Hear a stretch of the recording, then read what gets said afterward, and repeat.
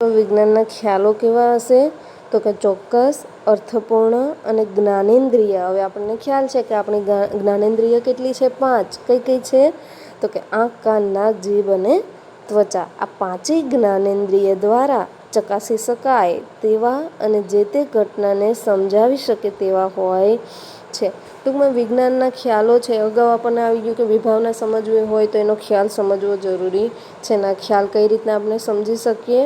તો કે એનો ખ્યાલ છે કેવો હશે? ચોક્કસ હશે. એમાં કંઈક અર્થ નીકળતો હોય ને આપણી જ્ઞાનેન્દ્રિયો છે એને ચકાસી શકે. અને જ્ઞાનેન્દ્રિયોમાં કેટલા સમાવેશ થશે? 5. કયો કયો? આંખ, કાન, નાક, જીભ અને ત્વચા.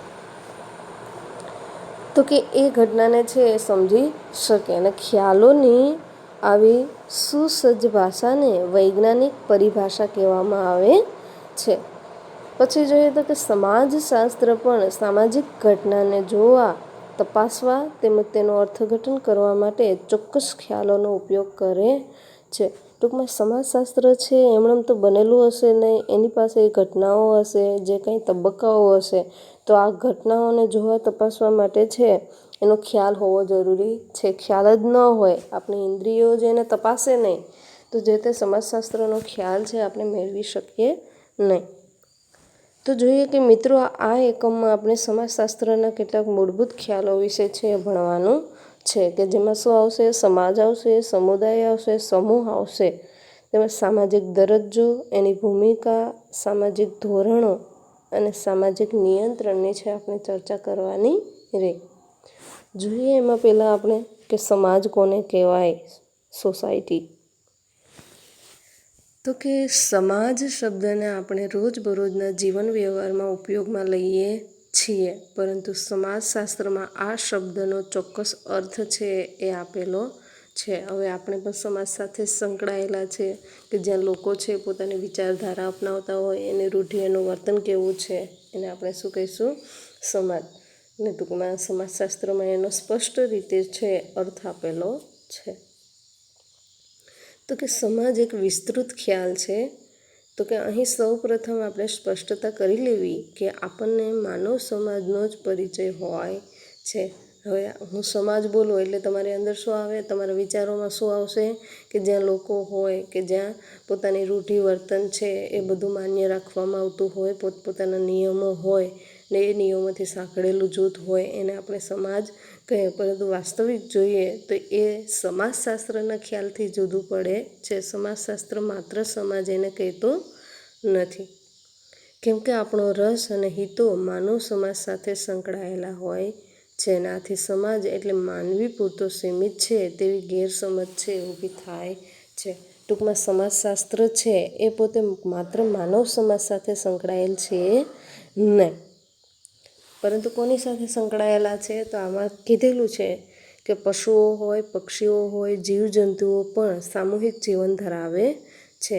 જેમ કે ઉધઈ છે, મધમાખી, કીડી, ચિમ્પાન્જી વગેરે, જેમના સામૂહિક જીવનના આધારભૂત વૈજ્ઞાનિક અભ્યાસો છે થયેલા છે. ટૂંકમાં માનવ સાથે સંકળાયેલ હોય એ માનવીને જ આપણે સમાજ કહીએ એવું છે નહીં. સમાજશાસ્ત્ર કોને સમાજ રચે? કે જ્યાં જીવન જૂથ હોય. હવે જીવન તો આ પશુ પક્ષીઓ જીવે, તો આપણે કહી શકીએ કે પશુઓ હોય, પક્ષીઓ હોય, જીવજંતુઓ હોય, એ પછી મધમાખી, કીડી, આમાં ઉદાહરણ આપેલા જ છે કે ઉધઈ છે, મધમાખી, કીડી અથવા તો ચિમ્પાન્જી, એ દરેકનું પોતપોતાનું જીવન છે એ હોય છે. તો એને પણ આપણે છે એ સમાજમાં સામેલ કરી શકીએ. એનો વૈજ્ઞાનિક અભ્યાસ છે એ થયેલો છે.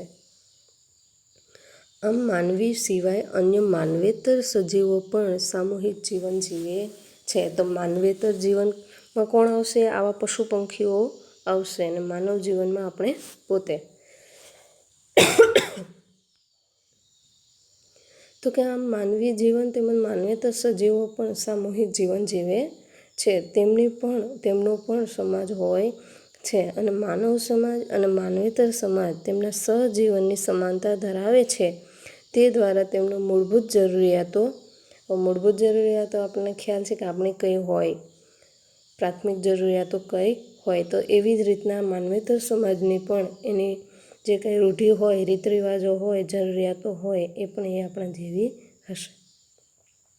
તો કે વસ્તીની જાળવણી, ભરણ પોષણ, સંરક્ષણ, નવા સભ્યોની ભરતી, કાર્ય વિભાજન અને સમૂહ એકતા દ્વારા છે જે તે વ્યવસ્થાનું સાતત્ય જળવાય છે.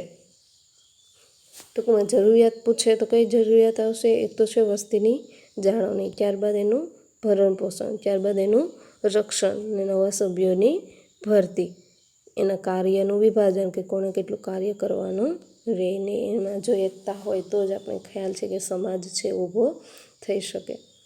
તો કે ચિમ્પાન્ઝીમાંથી માનવીની ઉત્ક્રાંતિ કેવી રીતે થઈ એ ચિત્ર દ્વારા છે આપણે જોઈ શકીએ કે માનવ ઉત્ક્રાંતિ છે સૌ પ્રથમ કેવો હતો ને આજે માનવી કેવો છે.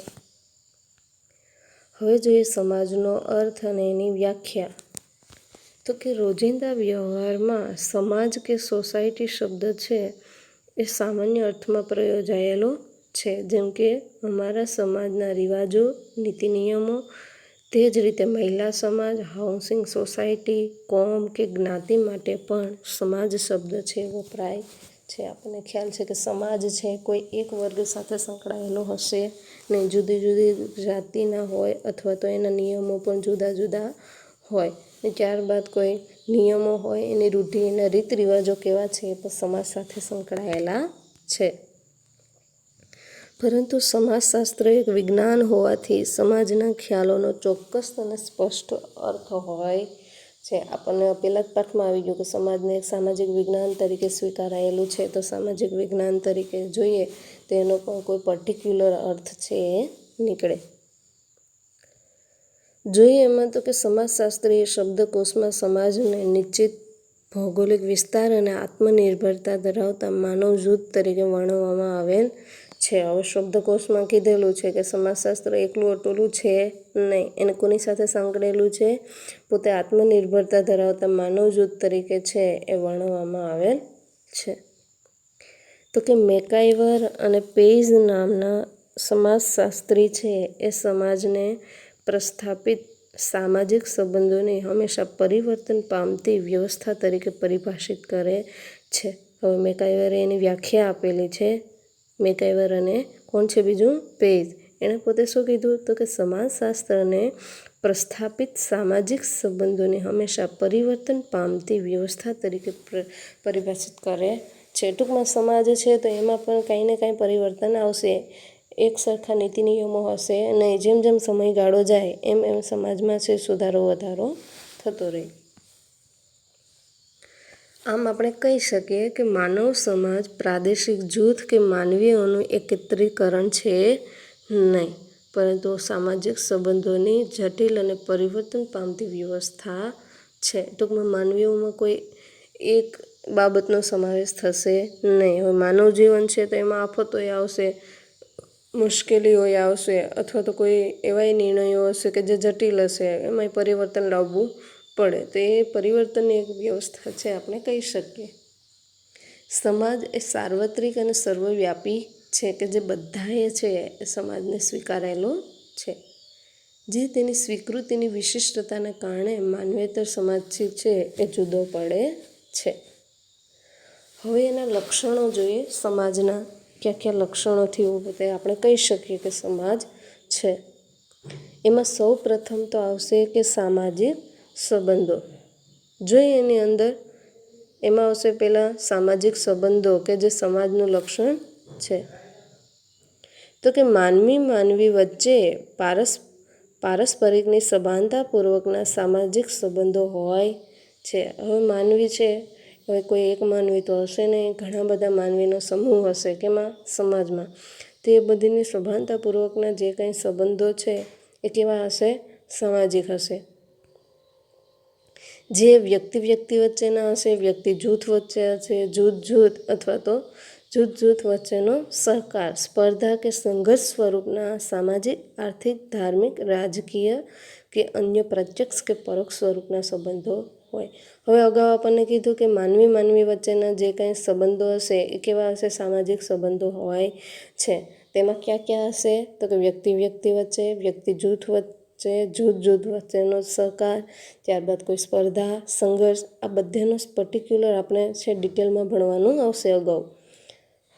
તો કે સ્પર્ધા છે, સંઘર્ષ સ્વરૂપના સામાજિક, આર્થિક અને રાજકીય જે કંઈ સંબંધો હોય એનો સમાસ, એમાંય પાછો કેવો હશે? કાં પ્રત્યક્ષ હશે કાં પરોક્ષ હશે.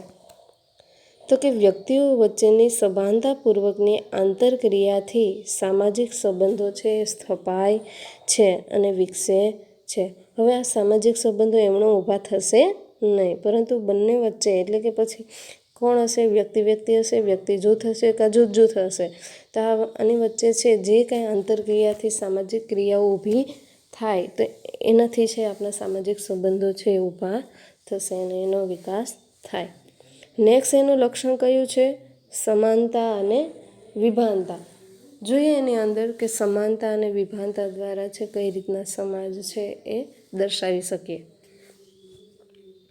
તો કે સમાજના સભ્યોમાં માનવી તરીકેનું મૂળભૂત સામ્ય જોવા મળે છે. ટૂંકમાં સમાજ હશે તો સમાજમાં કોનો સમાવેશ થાય? માનવીનો. તો આ માનવી સભ્યો હોય એમાં થોડા ઘણા અંશે છે એક સરખાપણું એટલે કે સામ્યતા જોવા મળશે. તેની સાથે સમાજમાં સ્ત્રી પુરુષની જાતીય વિભિન્નતા રહેલી છે. એમાં શાળાના વર્ગમાં વિદ્યાર્થીઓ માનવી તરીકે એક સરખાપણું ધરાવે છે. હવે તમે છે સ્કૂલે આવો છો, શાળાએ આવો છો તો તમામ વર્ગના વિદ્યાર્થીઓ છે એક માનવી તરીકે આવે, સમાજ તરીકે આવે. એમાં કોઈ પણ પ્રકારનો છે ભેદભાવ છે જોવામાં આવતો નથી. એમાં શું આવશે? એક સરખાપણું આવશે. જો કે તેઓમાં લિંગ, વય, શારીરિક, બૌદ્ધિક શક્તિઓ, રસ, હિતો, વલણો, ધ્યેયોમાં વિભિન્નતા જોવા મળે છે. આમ જોઈએ તો તમે શાળાએ આવો છો એમાં કોઈ અલગતાપણું છે એ દર્શાવવામાં આવતું નથી, પરંતુ જો પર્ટિક્યુલર આપણે જોઈએ તો દરેકનો વર્ગ એક સરખો હશે નહીં, એની વય છે એક સરખી હશે નહીં, એની બૌદ્ધિક શક્તિઓ, શારીરિક શક્તિઓ એક સરખી હશે નહીં, એકબીજાનો રસય કેવો હશે? અલગ હશે. એના દરેકના હિત કેવા હશે? અલગ હશે. એનું વલણ અથવા તો દરેકના ધ્યેય છે એ કેવા